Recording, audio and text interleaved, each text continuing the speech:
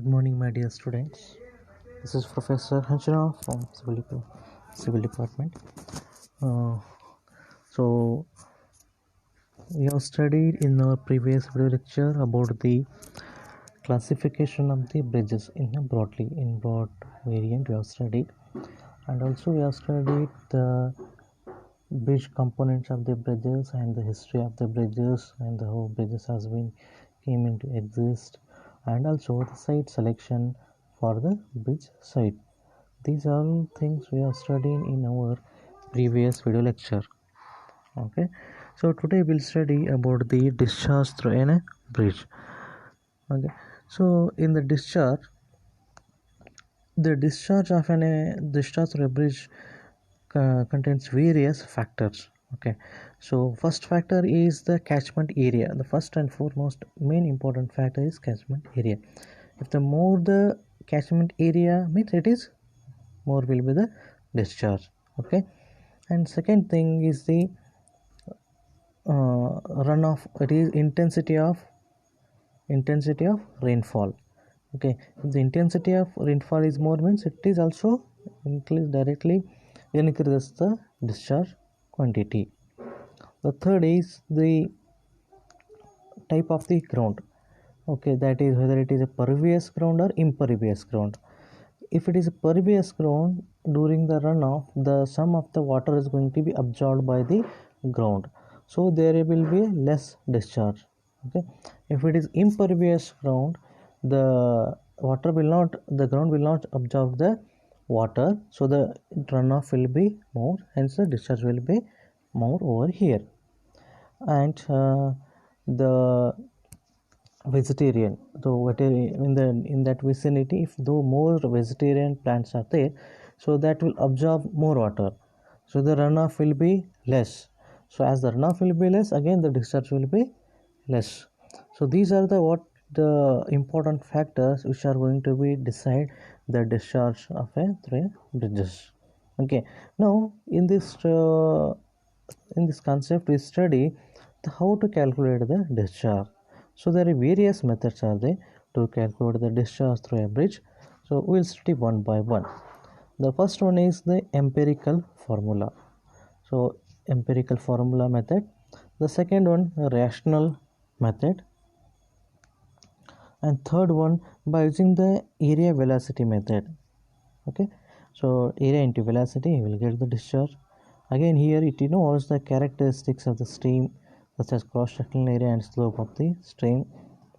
And by using the unit hydrography method, and also any available records of the flood discharge, means if any records has been stored, that will help in calculation of the discharge through a bridge. Okay, so first we will study about the empirical formula. The empirical formula for flood discharge from a catchment area have been proposed of the form like it is Q equal to CA raised to N. What it is? Q equal to CA raised to N. So here Q means it is the maximum flood discharge. What it is Q? It is maximum flood discharge in meter cube per second. So discharge is measured in terms of what? Meter cube per second. And A equal to catchment area, that is in terms of kilometer square, where it is in more. Length and width of the catchment area is more because the rivers which flows in are from hundreds of kilometers. Okay, so the catchment area is in terms of kilometer square. And C is equal to constant depending on the nature of the catchment area. So the constant C depends upon the nature of the catchment area. As I have told you, this catchment area is the foremost factor which is going to decide the discharge. Okay, so again N equal to a constant. The popular formula of the above type is by Ricci's formula, that is given by Q equal to CA raised to 2 by 3, where okay, here he has substituted N, the constant is equal to 2 by 3. What is Q equal to? Q equal to CA raised to 2 by 3. So here C is taken as 6.8 if it is a flat track. If it is flat track, your value of C is what? 6.8. If you want to calculate the discharge here, only you will have to calculate the catchment area. If you know the catchment area, you can with the help of this formula you can determine the discharge through the bridges. How? By substituting the constant value, that is C is for flat ground, it is 6.8 within the 25 kilometer of the coast. If your coastal flat track coast is well within the 25 kilometer, your C value is 6.8, and it is 8.5 for area between 25 to 160 kilometer. If your length of the coast area is 160, well within the 160 kilometer and above 25 kilometer, then we'll have to take the value of C is equal to 8.5.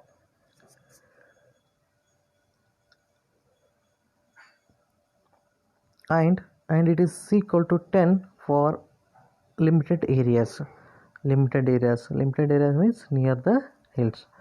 So in such cases we can take C equal to 10. Again here can you think that how the C is varying? Okay, C is directly proportional to the discharge. If your value of C increases, the discharge increases. Can you believe here? Okay, what if your value of C increases, the discharge is going to increase, right?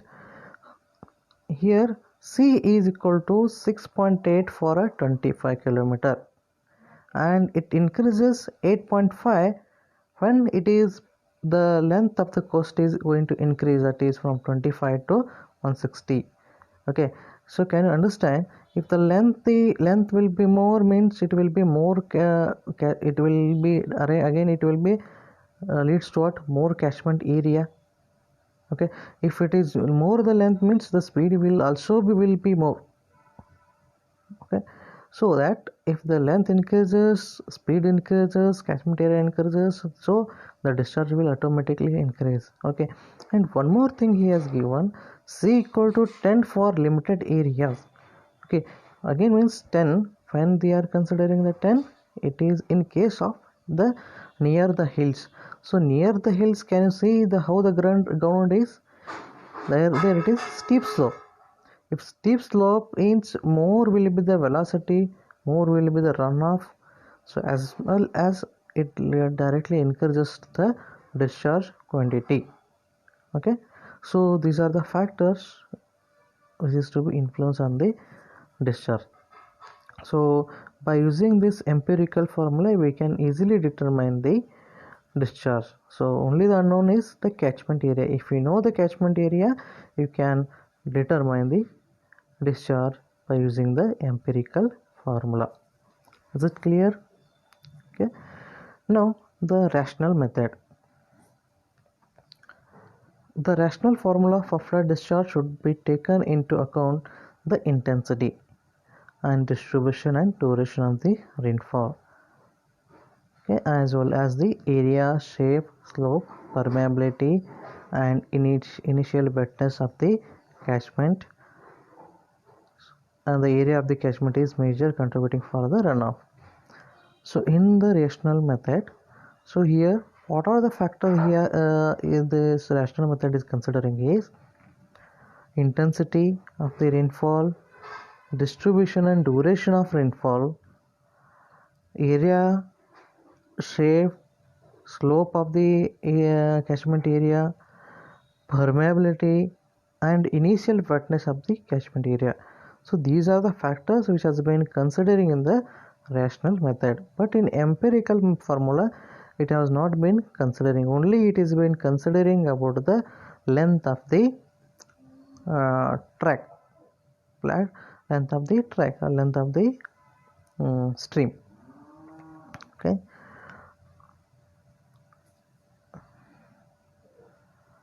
A typical rational formula is given by, that is Q equal to A I naught lambda.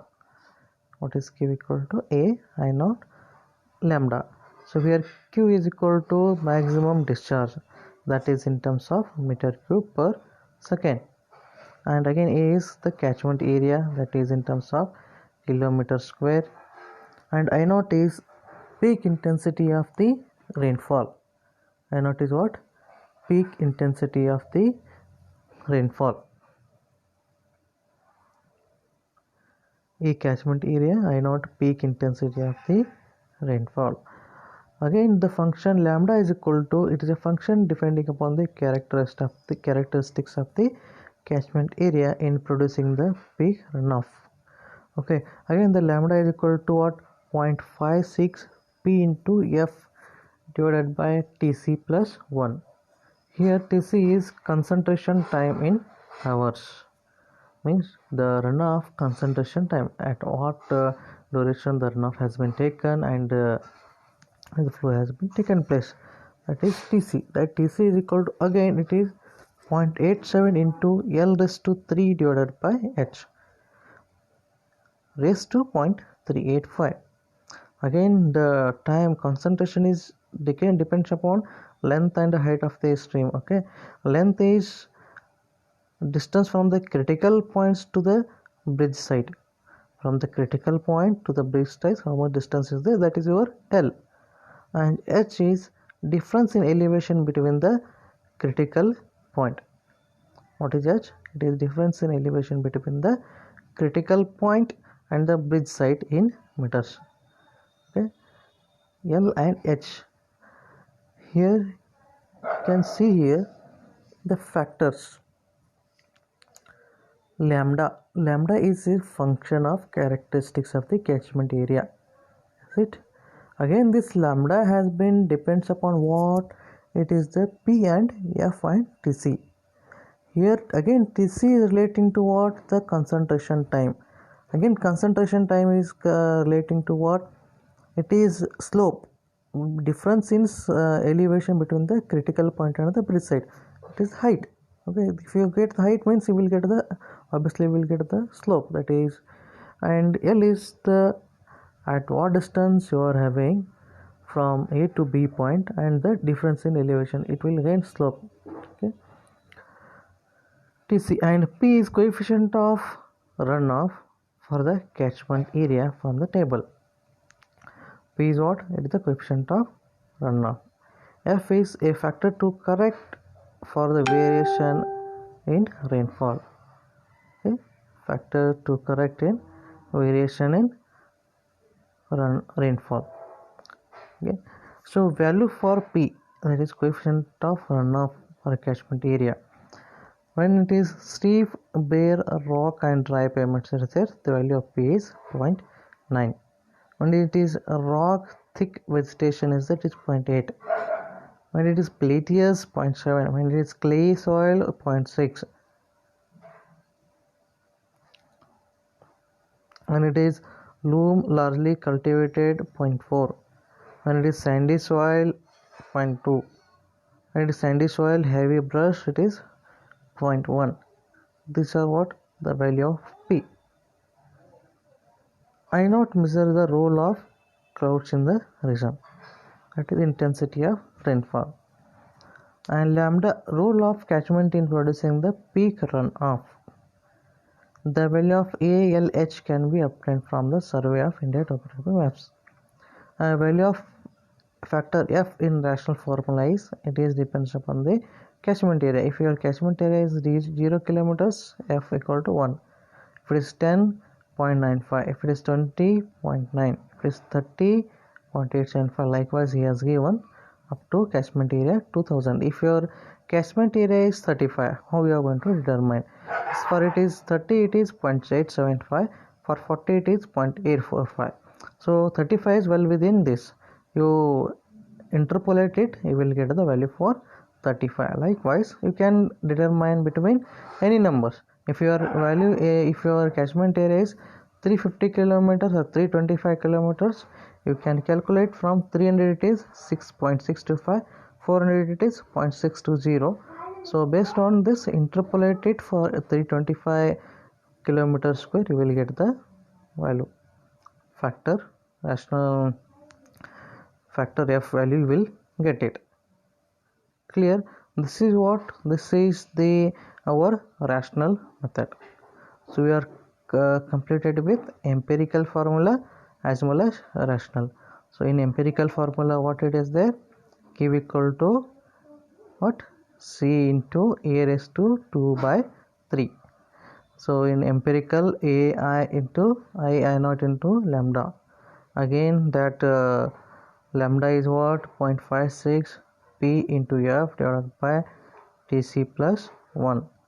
Again this tc is equal to what? 0.87 into l raised to 3 divided by h raised to 0.385.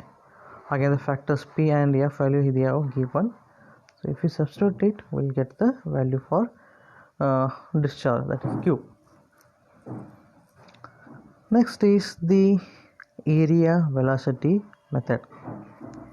As the name itself suggests, it is area into velocity will becomes the discharge. The area velocity method is based on the hydraulic characteristics of the stream. Is probably the most reliable among the methods for determining the flood discharge. The velocity obtaining in the stream under the flood condition is calculated by the Manning's or similar formulas. Okay, so what he is telling, the value of v, the velocity, how we are going to get it is with the help of Manning's or any other similar formula. With the help of that, we can determine the velocity and multiply with the area, catchment area, you will get the discharge. So this is one of the simplest method to determine the discharge. Manning's formula is given by Q equal to area into velocity. Q equal to area into velocity.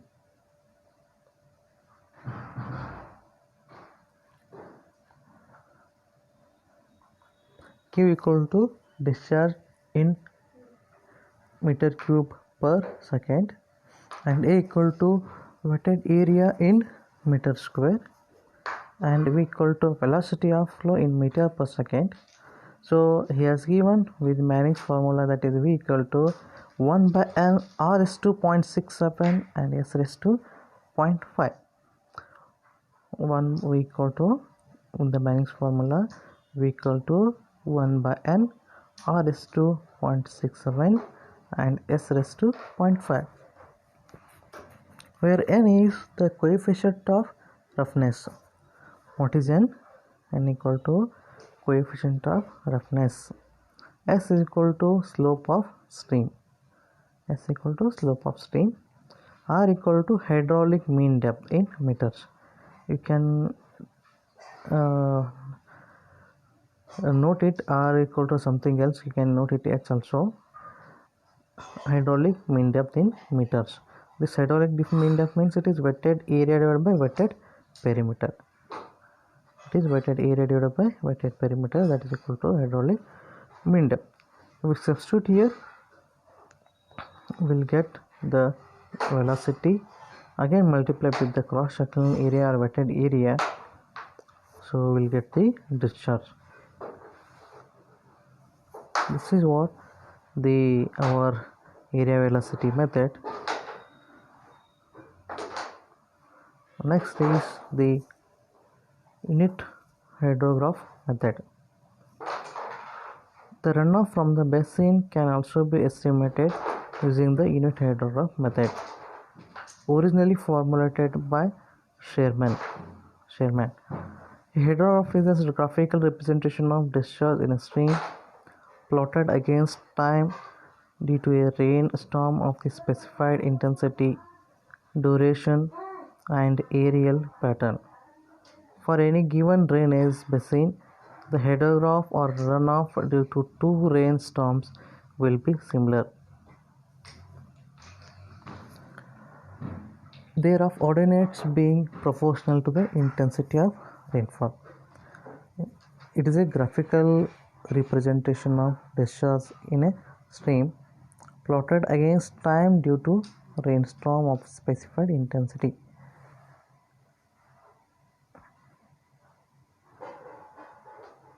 Okay, in this unit hydrograph method is a graphical representation of the discharge. How we are going to do this? We are going to plot a stream that is T against due time due to the rainstorm of the specified intensity. Unit hydrograph method is defined as the runoff hydrograph representing the unit depth 1 mm of direct runoff as a result of rainfall excess occurring uniformly over the basin at a uniform rate for a specified duration. This is what unit hydrograph method.